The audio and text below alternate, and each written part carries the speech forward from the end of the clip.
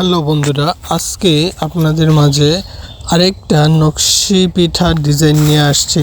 এখানে 2-3টে ডিজাইন দেখানো হবে। তো পুরো ভিডিওটি যদি দেখতে চান সাথে থাকুন রবিন ফাইন আর্টস একাডেমিতে।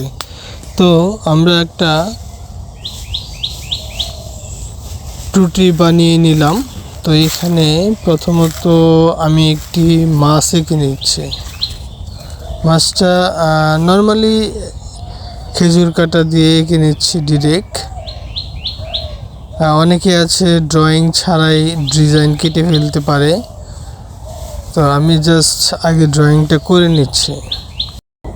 লেসটা দিয়ে নিলাম। আর আপনারা অবশ্যই জানেন যে এই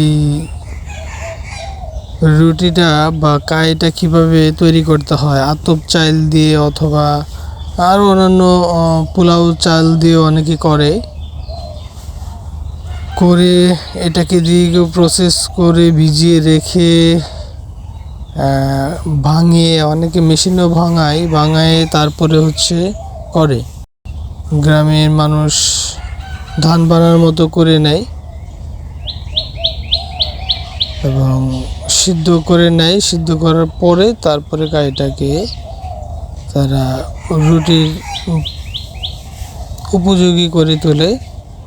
তো আপনারা একটু লক্ষ্য করেন আমি কিভাবে করছি। চোখটাকে দিয়ে দিচ্ছি, তারপরে আমরা একটু সাইড দিয়ে বেশি করে কেটে নিচ্ছি, একটু বেশি করে রেখে কেটে নিচ্ছি যেন আমরা তার সাইড দিয়েও ডিজাইন কাটতে পারি।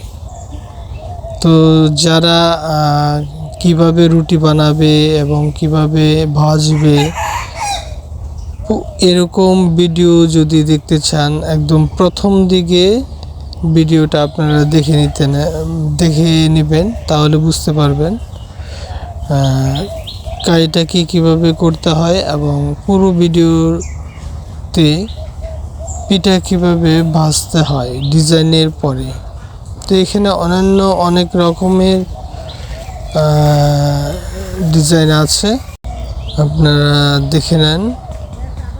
তো এটা আসলে আপনার গ্রামে আছি, যেখানে আসলে প্রকৃতির সব ধরনের শব্দ আমরা শুনতে পাই। এর মাঝখানে আসলে আমি ভয়েস দিচ্ছি। হ্যাঁ, তারপরে এখানে যে টিনের কাঁটাটা আছে আমরা বানিয়ে নিয়েছি, সেটা আসলে এক একজন এক একভাবে বানিয়ে নেয়। আপনারা চিকন মোটা অনেক ধরনের বানাতে পারেন। তো আমি একটা মাছ বানিয়ে দেখালাম, এটা জাস্ট মোটামুটি শেষের দিকে। তো এই হলো মাছ, মোটামুটি শেষ হয়ে গেল। এটাকে পরে ভাজতে দেওয়া হবে। এখন আমার ছোট বোনের বানানো আরেকটা পিঠা দেখাচ্ছি আমরা। দেখো দুই পাশে কিভাবে উঠাচ্ছে, একটু চাপ দিয়ে মাঝখানে একটু উপরে উঠিয়ে দিয়ে কার্ভ করে ডিজাইনগুলো করা হয়। তারপরে মোটামুটি একই রকম হবে, কারণ এই পার্ট এবং ওই পার্ট একই রকম হবে। আসলে আপনার এটা দেখার বিষয়। খেজুর কাটা আরও অন্যান্য ধরনের কাটা চাইলে বাঁশ দিয়ে কাটা বানিয়ে নেওয়া যায়। তো এটা আসলে আমাদের নরসিংদীর ঐতিহ্যবাহী নকশি পিঠার, যেটা দীর্ঘ বছর ঈদ মৌসুম আসলেই প্রতিটা ঘরে ঘরে আমরা দেখতে পাই। ছোট বড় সবাই পিঠা বানানো নিয়ে ব্যস্ত। আর পিঠাটা শেষ হয়ে গেলে সাইড দিয়ে একটু বেশি করে নেওয়া হয়েছে, যেন আমরা সাইড দিয়ে একটু পলিশ করে নিয়ে তারপরে এখানে কাটা হবে। এই যে দেখো কত সুন্দর করে কাটা হয়ে যাচ্ছে,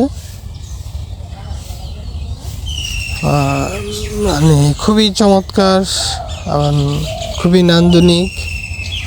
বাংলাদেশের সকল পিঠার থেকে এর ধরন এবং হাতে বানানো এই নকশি পিঠা, যা বাংলাদেশের প্রেক্ষাপটে খুবই প্রসিদ্ধ, মোটামুটি শেষ হয়ে গেল। এখানে অনেক ধরনের পিঠা আরও বানানো হয়েছে। তো তারপরে এখানে আছে আমার ভাতিজি সিনহার বানানো একটা পিঠা, এটা খুব চমৎকার। তো এটা হলো বাজার পরের অংশটুকু দেখাচ্ছি, কেমন হলো জানাবেন। ধন্যবাদ।